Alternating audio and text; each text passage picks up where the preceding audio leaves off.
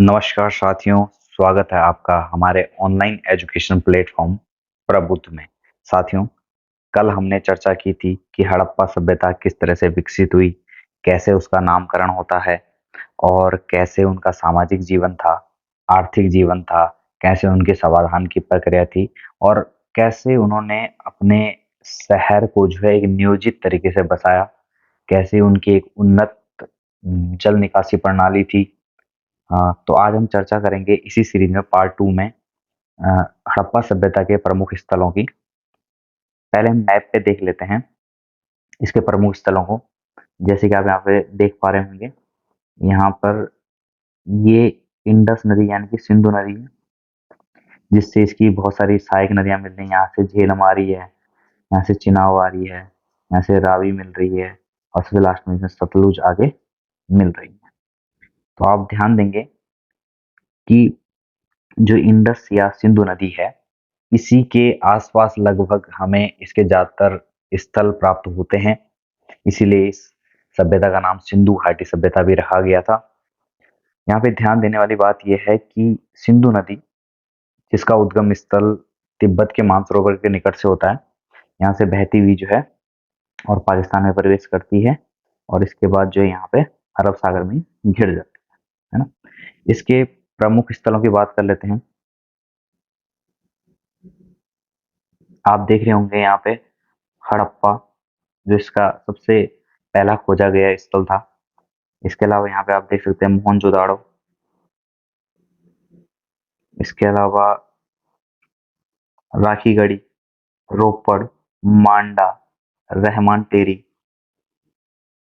और सुतकागेंडोर आदि। आप थोड़ा थोड़ा आप मोटा मोटा आप एक अंदाजा लगा दीजिए कि किस तरह से यह जो है भारतीय महाद्वीप के अंतर्गत, भारतीय उपमहाद्वीप के अंतर्गत कहाँ कहाँ फैली हुई है। जैसे मैंने आपको बताया था, यह भारत और पाकिस्तान दोनों जगह फैली हुई है। तो अब चलते हैं इसके प्रमुख स्थलों की ओर।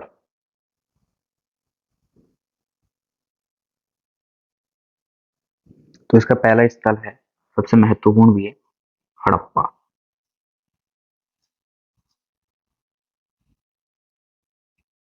हड़प्पा की बात की जाए तो ये स्थित है पाकिस्तान में।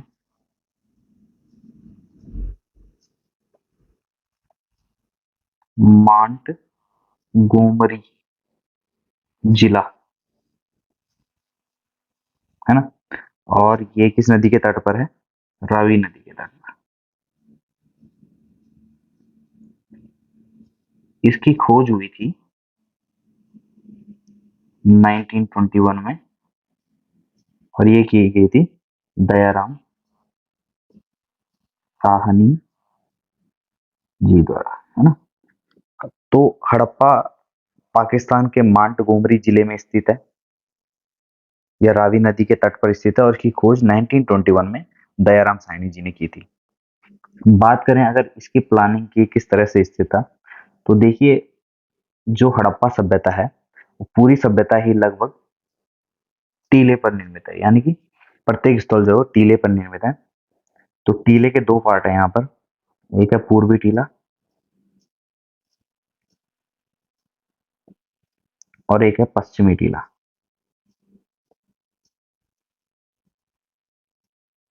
जो पूर्वी टीला है वह नगरीय टीला है, यानी यहाँ पे नगरवासी रहते हैं। जबकि जो पश्चिमी टीला है वो जो है दुर्ग टीला है, यानी कि यहाँ पे एक किला बना हुआ है, जो कि क्यों है? ताकि जो नगर टीला है उसकी रक्षा की जा सके, है ना, नगर की रक्षा हेतु। जो हड़प्पा का जो पश्चिमी टीला है, इसको खास तौर पर एक विद्वान हुए हैं व्हीलर।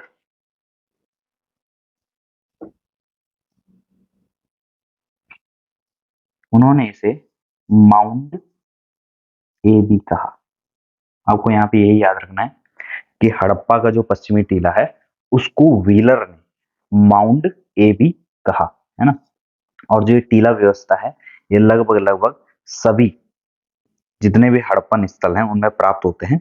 सिर्फ एक दो को छोड़कर, उनके बारे में आगे बात करेंगे जब उनका नंबर आएगा, है ना। इसके बाद हम बात करते हैं इसके प्रमुख, यहाँ क्या क्या प्राप्त हुआ है।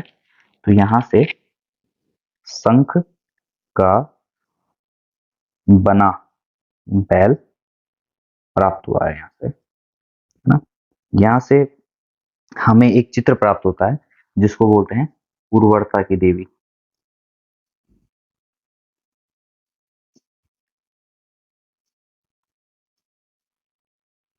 अगर आपसे क्वेश्चन पूछा जाएगा कि उर्वरता की देवी का चित्र कहाँ से प्राप्त हुआ है, तो ये हुआ है हड़प्पा से। इसमें क्या है, देखिए इस चित्र में स्त्री के गर्भ से एक पौधा निकल रहा है ना।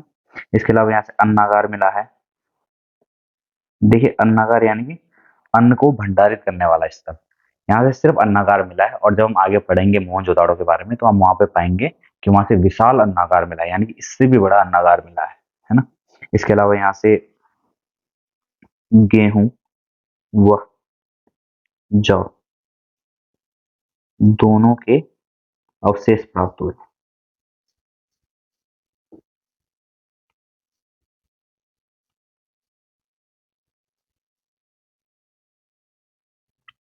आई होप आप सभी को इतना समझ में आया होगा। ये हड़प्पा से संबंधित कुछ महत्वपूर्ण महत्वपूर्ण बिंदु हैं जो अक्सर क्वेश्चन में पूछे जाते हैं। अब नेक्स्ट स्थल की बात कर लेते हैं, जो है आपका मोहनजोदाड़ो।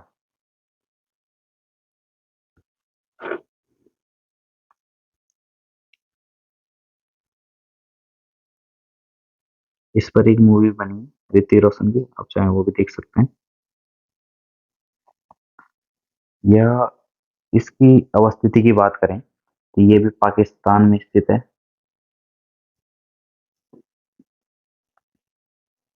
पाकिस्तान के लरकाना जिले में मोहनजोदाड़ो जो है सिंधु नदी के तट पर स्थित है। और अगर बात की जाए तो इसकी खोज जो है 1922 में राखल दास बनर्जी जी द्वारा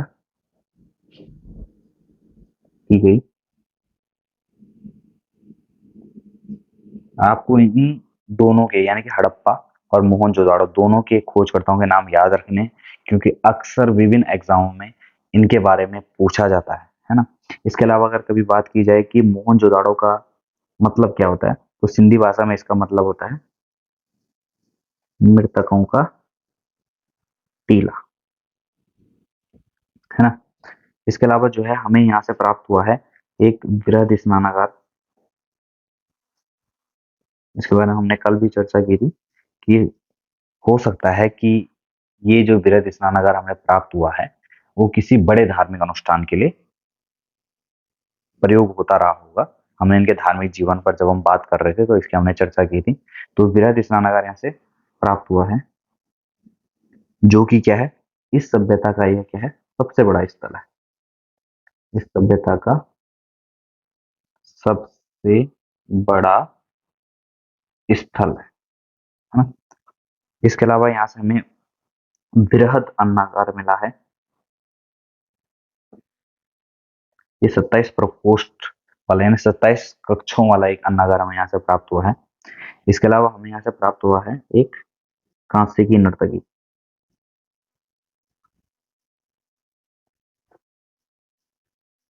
मैं आपको फोटो में दिखा देता हूँ कि ये कैसे हमें प्राप्त हुई है। जैसे कि आप यहाँ पे देख रहे होंगे, तो ये हमें कांसे की नर्तकी की मूर्ति हमें प्राप्त हुई है वहां से, है ना। ये कांसे की नर्तकी की मूर्ति है। इसके अलावा यहाँ से हमें प्राप्त हुई है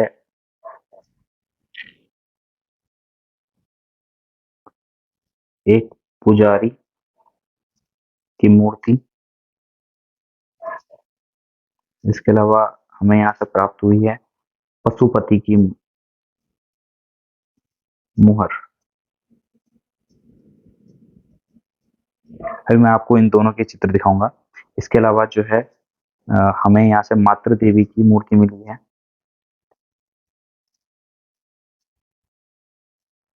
इन्हीं के आधार पे हमने आपको कल बताया था कि इनको क्यों मातृ सत्तात्मक परिवार, मातृ सत्तात्मक समाज कहा गया है ना? तो मातृ देवी की मूर्ति यहाँ से प्राप्त होती है। इसके अलावा जो है यहाँ से हमें प्राप्त होती है एक कुबड़ वाले बैल की मूर्ति, है ना? तो हम कुबड़ वाले बैल की मूर्ति की एक मुहर, यानी कि कुबड़ वाले बैल की एक मुहर हमें यहाँ से प्राप्त होती है। इसको मैं अभी आपको दिखाऊंगा। इसके अलावा हमें यहाँ से लगभग लगभग सर्वाधिक कंकाल हमें यहाँ से मिले हैं। सर्वाधिक कंकाल प्राप्त, इसी आधार पर जो है अ, अंदाजा लगाया जाता है कि मोहनजोदड़ो में जो है कुल 4 प्रजातियां निवास करती थी। ये 4 प्रजातियां कौन कौन सी थी?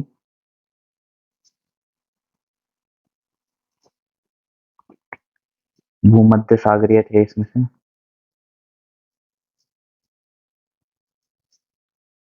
प्रोटो ऑस्ट्रेलिएट, प्रोटो ऑस्ट्रेलॉयड थे। इसके अलावा अल्पाइन और अंतिम मंगोलॉयड। इनमें भी अगर हम सर्वाधिक की बात करें कि सर्वाधिक कौन से पाए जाते थे, तो सर्वाधिक थे भूमध्य सागरीय प्रजाति, है ना? तो हमने कंकालों के आधार पर अनुमान लगाया कि यहाँ पर लगभग 4 मनुष्यों की 4 प्रजातियां यहाँ पर जो है निवास कर रही थी। भूमध्य सागरीय, प्रोटो ऑस्ट्रेलॉयड, अल्पाइन और मंगोलॉयड, जिनमें से भूमध्य सागरीय सर्वाधिक थे। अब हमने ये अंदाजा कैसे लगाया कि ये सर्वाधिक थे? ये अंदाजा हमने लगाया है इनके, क्योंकि इनके सर्वाधिक कंकाल प्राप्त हुए हैं भूमध्य सागरीय प्रजाति के मानवों के, है ना? इसके अलावा मैंने आपसे कहा था यहाँ से हमें पशुपति की मोहर प्राप्त हुई थी, मातृ देवी की मूर्ति प्राप्त हुई है, कुबड़ वाले बैल की मुहर प्राप्त हुई है। तो मैं आपको वो सब अभी दिखा देता हूँ।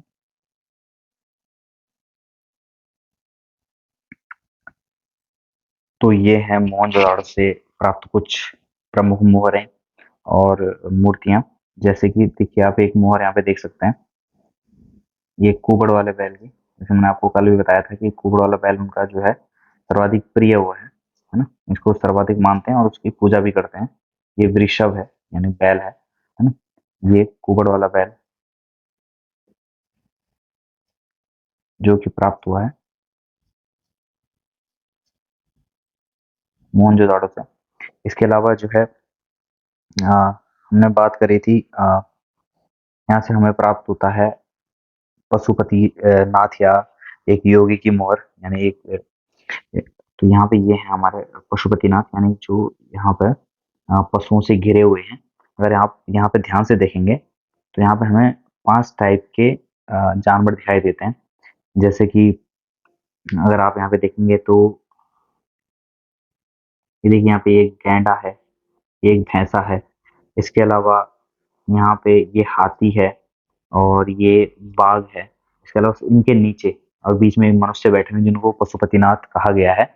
और अ, इनके आसन के नीचे यहाँ पे जो है दो पशु और हमें दिख रहे हैं। ये दोनों दोनों क्या हैं? ये दोनों हिरण है ना? एक दूसरे की तरफ अ, एक दूसरे दूर दूसरी तरफ जो है मुंह किए हुए हैं। ये दोनों के दोनों क्या है? हिरण है। तो यहाँ पे कुल 5, अगर मैं इसकी बात करूं तो ये है पशुपति की मोहर। यहाँ पे अगर मैं बात करूं तो कुल मिला के 6 जानवर हैं, 5 प्रकार के, है ना? इसमें जो है 2 हिरण हैं। इसके अलावा एक गैंडा है, एक भैंस है और एक हाथी और एक बाघ, है ना? बाघ है। हाँ, ये बाघ है ना? और शेर जो है यहाँ पाया नहीं गया है पूरी सैंडो सभ्यता में, है ना? तो चलिए अब आगे बढ़ते हैं। अब आगे बढ़ते हैं और बात करते हैं तीसरे महत्वपूर्ण स्थल की। इसका नाम है चन्हूतड़ो।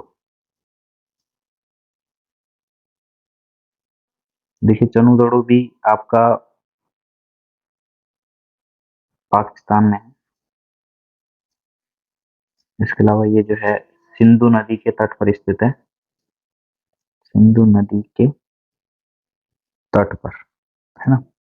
इसकी खोज की थी, इसके खोज करता थे एन सी मजूमदार। अभी हाल ही में किसी परीक्षा में क्वेश्चन आया भी था और इन्होंने इसकी खोज की थी 1931 के आसपास। इसके अलावा जो है इसका जो है उत्खनन बाद में करवाया था, वो कराया था 1935 में मैके ने। ये इसीलिए महत्वपूर्ण है क्योंकि लगभग अमूमन जितने और स्थल हैं उनमें ऐसा है कि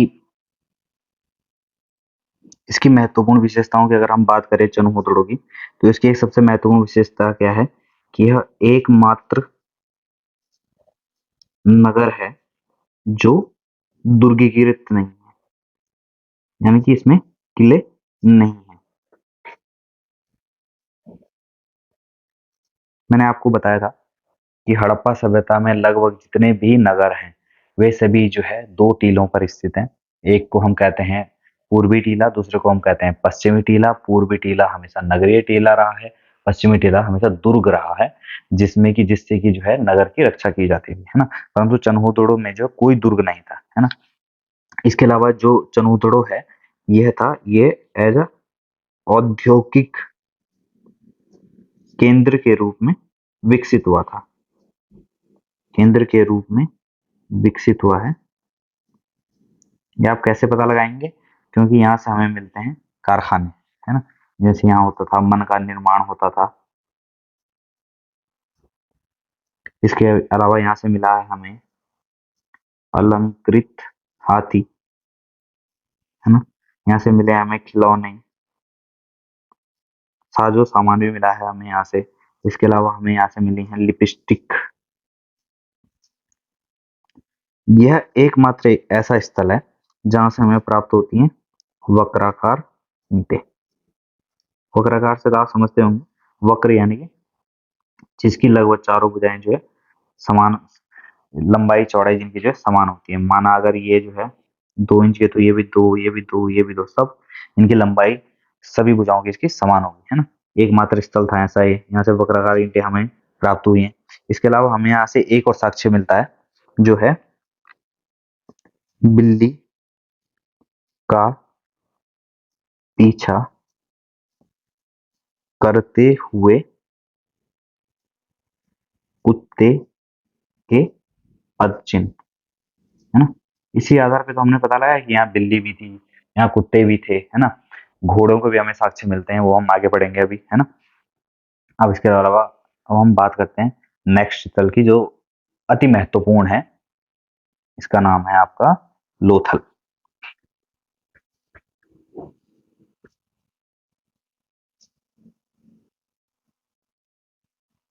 लोथल की बात की जाए तो ये स्थित है आपका गुजरात में, गुजरात यानी इंडिया में, और यह है भोगवा नदी के तट पर, भोगवा नदी, है ना।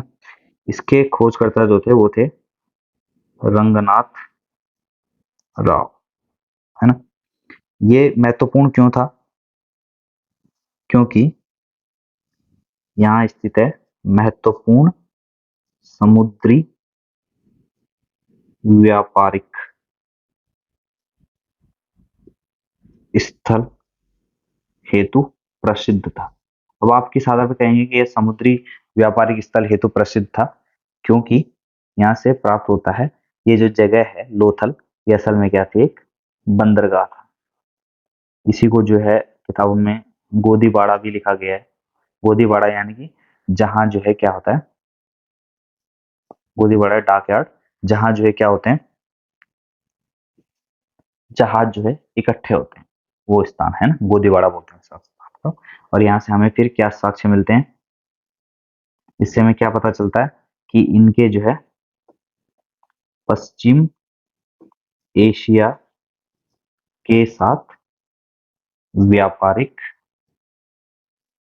संबंध, है ना। ये कैसे पता चलता है? क्योंकि जहां पे लोथल की स्थिति है गुजरात में, वो स्थल जो है क्या है, पश्चिम एशिया के साथ कनेक्ट होता है। किसके रास्ते? व्यापारिक समुद्री मार्ग के रास्ते, है ना। और ये स्थल को हम माना गया है कि ये क्या था, एक बंदरगाह था या गोदीवाड़ा था। मैंने आपको बताया है कि गोदीवाड़ा से या डॉक यार्ड से मतलब होता है जहां पे जो है जहाज के इकट्ठा होने की जगह या खड़े होने की जगह, है ना। यहीं से हमें प्राप्त होती है क्या? फारस की मुद्रा प्राप्त होती है। और यही साक्ष्य क्या है, पश्चिम एशिया के साथ हमें व्यापारिक संबंधों को स्थापित करता है ना। इसके अलावा यहाँ से एक महत्वपूर्ण हमें एक और चीज प्राप्त हुई है। यहाँ से हमें युगल समाधियां प्राप्त हुई। युगल समाधियां यानी कि कपल्स, कपल्स यानी स्त्री और पुरुष दोनों एक साथ, है ना। तो यहाँ से हमें प्राप्त होती है 3 युगल समाधि। कुछ कुछ विद्वानों द्वारा जो है यहाँ पे जो इस चीज को सती प्रथा से भी जोड़ा जा रहा है, परंतु अभी जितने भी विद्वान हुए हैं उनका भी ऐसा कुछ मानना है नहीं कि यहाँ सती प्रथा थी या नहीं थी। तो इसलिए आप इस चीज को नेग्लेक्ट करेंगे, परंतु मैं सिर्फ आपको सिर्फ इसलिए बता रहा हूँ, कभी हो सकता है आपके कभी इंटरव्यू वगैरह में ये सब पूछ लिया जाए, है ना।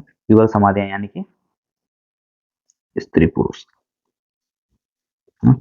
बस लोथल में यही महत्वपूर्ण था कि ये क्या था, एक पत्तन नगर था, यानी कि या एक बंदरगाह था, है ना। इसको हम जो है पत्तन नगर भी कह सकते हैं। पत्तन का मतलब होता है बंदरगाह, है ना, पत्तन नगर। चलिए अब नेक्स्ट स्थल की बात कर लेते हैं, जो है कालीबंगा। कालीबंगा कहाँ है आपका? यह है राजस्थान में।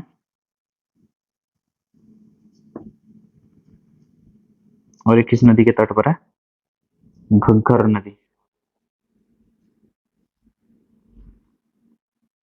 यहाँ से हमें एक महत्वपूर्ण साक्ष्य मिलता है, वो है जुते हुए खेत का साक्ष्य। हमें ऐसे प्राप्त होता है जुते हुए खेत का साक्ष्य। इसके अलावा हमें यहीं से मिलता है भूकंप के साक्ष्य। दीवारों पर दरारें से हमने अनुमान लगाया है, दीवारों पर जो दरारें होती है, जब पुरातत्व शास्त्रियों ने जो है यहाँ खोजा तो दीवारों पे दरारें मिली, ऐसी चटकने मिली हैं जिनसे अनुमान लगाया जाता है कि ये चटकने जो तभी पड़ती हैं जब जो भूकंप आता है, कि लंबी दरारें पड़ती है ना, वही उन्हीं के आधार पर साक्ष्य लगेगा कि यहाँ भूकंप भी आया होगा, है ना। और इसी आधार पर जो है बाद में ये अनुमान लगाया जाता है कैसे जो है सिंधु घाटी सभ्यता समाप्त हुई। तो उनमें एक कारण जो है भूकंप को भी लिया जाता है। तो हमें भूकंप के साक्ष्य कहाँ से प्राप्त होते हैं? कालीबंगा से। इसके अलावा यहाँ से प्राप्त होती हैं अग्नि वेदिकाएं, यानी कि अग्निकुंड। हमने कल भी इस संबंध में चर्चा की थी धार्मिक जीवन पर, जब हम बात कर रहे थे कि ये लोग जो स्वास्तिक चिन्ह जो हमें जो है विभिन्न मोहरों से प्राप्त हुआ था, और अग्नि वेदिकाएं जो कि हमें कालीबंगा से प्राप्त हो रही हैं, इन्हीं इसी के आधार पर हमने अनुमान लगाया था कि ये लोग जो है अग्नि की भी पूजा करते रहे होंगे, है ना। इसके अलावा हम आगे बढ़ते हैं इसके अगले स्थल की ओर, वो है धौलावीरा। धौलावीरा भी अति महत्वपूर्ण स्थल है। ये है आपका गुजरात में। ये इसकी एक महत्वपूर्ण विशेषता है कि एकमात्र नगर है, एकमात्र नगर जो 3 भागों में विभक्त। अभी तक हम देखते आ रहे थे कि सभी जो है 2 भागों में विभक्त हैं, जो है एक पश्चिमी टीला और पूर्वी टीला, परंतु इसमें ऐसा नहीं है। इसमें जो 3 पार्ट हैं, जिसमें से पहला है किला या दुर्ग, है ना। दूसरा है आपका मध्य नगर, और तीसरा है आपका निचला नगर। तो आप याद रखेंगे कि धौलावीरा जो है हड़प्पा सभ्यता के अंतर्गत एकमात्र ऐसा नगर था जो कि 3 भागों में विभक्त था, किला या दुर्ग, मध्य नगर तथा निचला नगर में। वहीं अगर मैं बात करूं चनूतड़ो जो है एकमात्र ऐसा नगर था जो ध्रुवीकृत नहीं था, और बाकी सभी जितने भी स्थल हैं वो सभी जो है दो भागों में विभक्त थे, पश्चिमी टीला और पूर्वी टीला। इसके बारे में पहले बात कर चुके हैं। अब हम धौलावीरा के बारे में कि ये गुजरात में स्थित है, एकमात्र नगर जो तीन भागों में विभक्त है।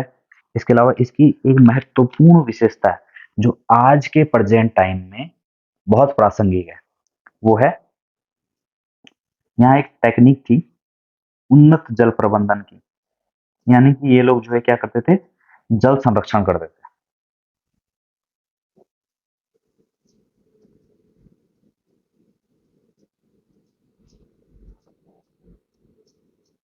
अब आप सोचिए कि धौलावीरा में जो है हमें एक जल संरक्षण की तकनीक का पता चल रहा है, तो इससे हमें क्या पता चल रहा है, इससे हमें ये ज्ञात हो रहा है कि भविष्य में जो है सैंधव सभ्यता के जो नगर थे उनमें जो है पानी की कमी होने लग गई थी, इसीलिए तो ये तकनीक विकसित हुई है ना। तो जब हम इसके पतन के बारे में पढ़ेंगे तो देखेंगे एक महत्वपूर्ण कारण जो सूखा पड़ना भी है, बाढ़ आना भी है, भूकंप के भी हैं साक्ष्य, है ना। इसके अलावा जो है यहाँ से एक और हमें एक शिलालेख प्राप्त हुआ है हड़प्पा लिपि में। हड़प्पा लिपि में एक बड़े आकार के 10 चिन्हों वाला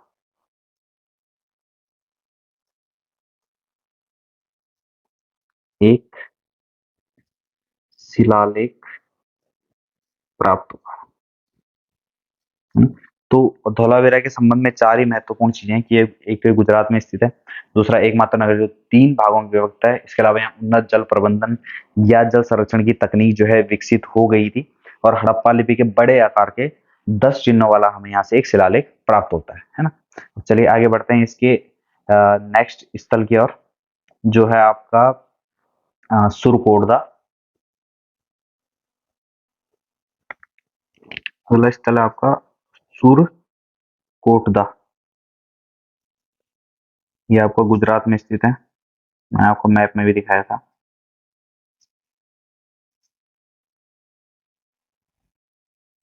है ना। तो हमें यहाँ से कुछ अ, खास तो नहीं पर एक महत्वपूर्ण चीज जो है जो अक्सर क्वेश्चन में पूछी जाती है वो है कि हमें यहाँ से घोड़े की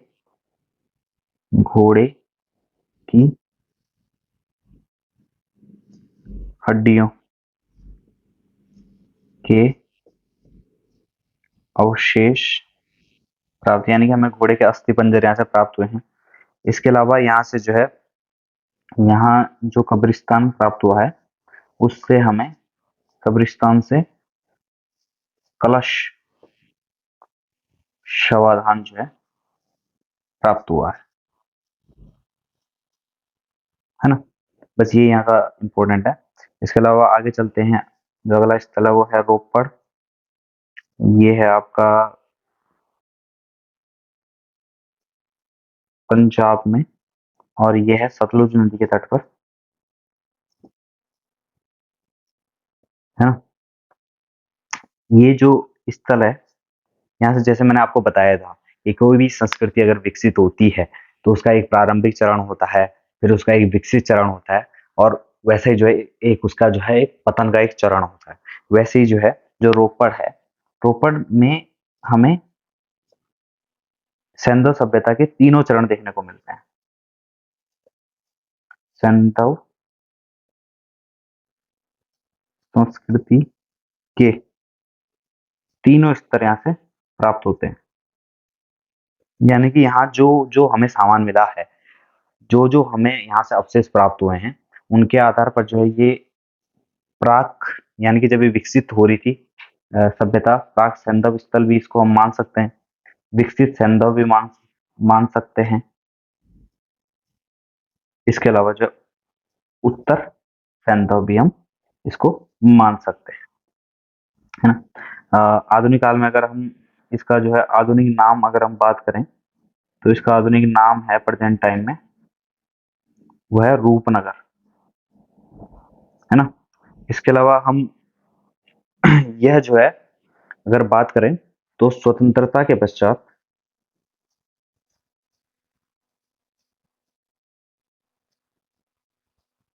खुदाई किया जाने वाला, ये क्या है, पहला स्थल है। कौन? रोपड़। रोपड़ जो है स्वतंत्रता के पश्चात यानी कि 1947 के पश्चात जो सर्वप्रथम जिसकी खुदाई हुई जिस स्थल की, वो है रोपड़, है ना। इसके अलावा हमें यहाँ से एक और साक्ष्य मिला है, वो है मानव के साथ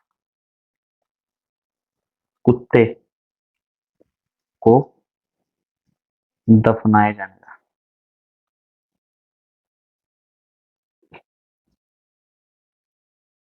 है ना।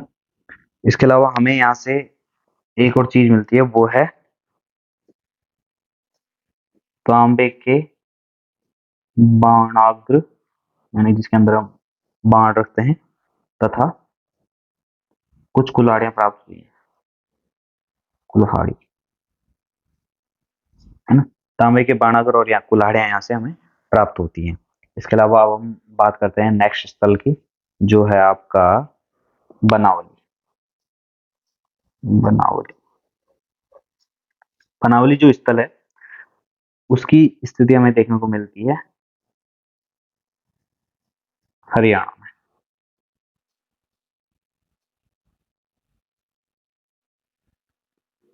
ये एकमात्र शहर है जहां पर जो है सड़कें एक दूसरे को समकोण पर नहीं काट रही बल्कि सीधी चलती जा रही है, यानी कि सीधी सड़कों वाला, सीधी सड़कों वाला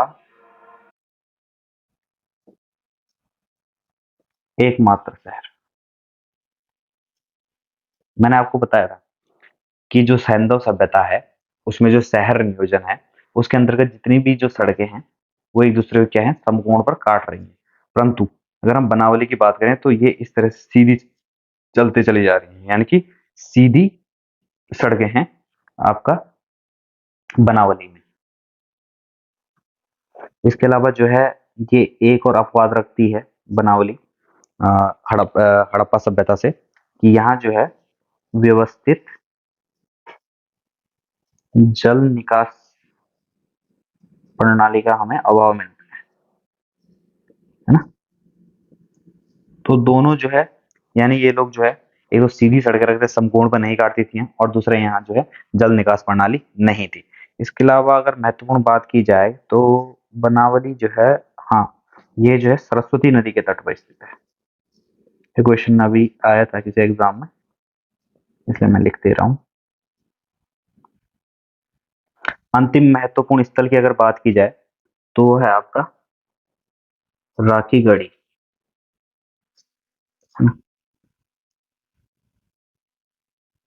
ये है आपका, ये भी हरियाणा में है, हिसार जिले में है। याद रखना चाहो रख सकते हो, वैसे हरियाणा बहुत है। और ये भी जो है आपका घग्गर नदी के तट पर स्थित है, घग्गर नदी के तट पर स्थित है। बात करें इसकी खोज की तो 1969 में की थी, सूरजभान जी द्वारा की गई थी। सूरजभान द्वारा इसकी खोज की गई और इसकी जो सबसे महत्वपूर्ण विशेषता है वो ये है कि नवीनतम जितने भी हमारे शोध हुए हैं, नवीनतम शोधों के अनुसार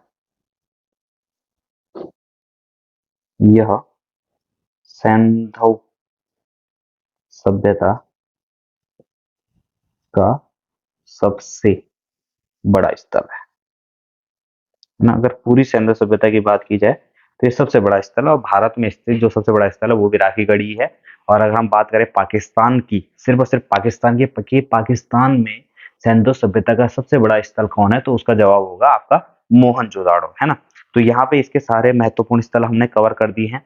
अब बात करते हैं कि इतनी विकसित सैंधव सभ्यता थी तो इसके पतन के क्या कारण है। देखिए, अलग अलग वैज्ञानिकों ने, अलग अलग विद्वानों ने जो है इसके अलग अलग कारण बताए हैं।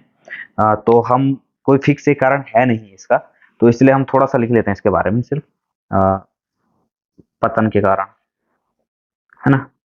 पतन के कारण अगर हम बात करें, वैसे इंटरव्यू के लिए बहुत ही अच्छा क्वेश्चन है। तो पतन का कारणों के लिए इसका कोई जो है एक कारण उत्तरदायी नहीं,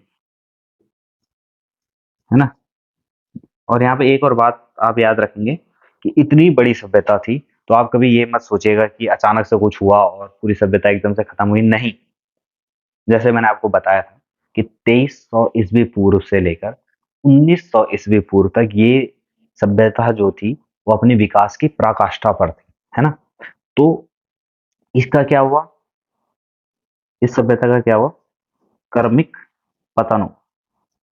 यानी धीरे-धीरे कर इसके अलग-अलग समय में अलग-अलग स्थल इसके जो है समाप्त होते गए, जो वर्तमान थ्योरी है उसके हिसाब से, है ना?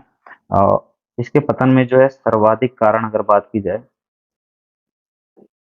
तो माने जाते हैं प्राकृतिक, है ना? प्राकृतिक जैसे कि क्या हो गया? बाढ़ हो गया, भूकंप हो गया, हमने अभी बात भी की थी इस संबंध में, है ना? मिट्टी की उर्वरता में कमी आना, जिसके कारण लोग जो है यहाँ से पलायन कर गए, है ना? उर्वरता में कमी। इसके अलावा एक और महत्वपूर्ण कारण है, जो क्या है? आर्यों का आक्रमण। तभी तो यहाँ पे वैदिक सभ्यता का, यानी कि जो नेक्स्ट सिविलाइजेशन आएगा वो वैदिक सिविलाइजेशन आएगा, तो आर्यों का आक्रमण, है ना? इस संबंध में मैंने आपको कल भी बताया था कि इसको हर यूपिया की सभ्यता भी कहा जाता है, कि कैसे ऋग्वेद के अनुसार जो है इंद्र जो है किलों को तोड़ते हैं, और वो किलो वाली संरचना जो है उसका जो है संबंध बताया जाता है किससे? सिंधु घाटी सभ्यता। उम्मीद है आप सभी लोगों को ये लेक्चर समझ में आया होगा। आज हमने इसके सभी महत्वपूर्ण स्थल जो है कवर कर दिए हैं, जिनसे अलग-अलग एग्जाम्स में क्वेश्चंस आते हैं। तो उम्मीद है आप सभी लोगों को समझ में आया होगा। तो मिलते हैं अपने नेक्स्ट लेक्चर में, जो होगा वैदिक सभ्यता संबंधित। धन्यवाद।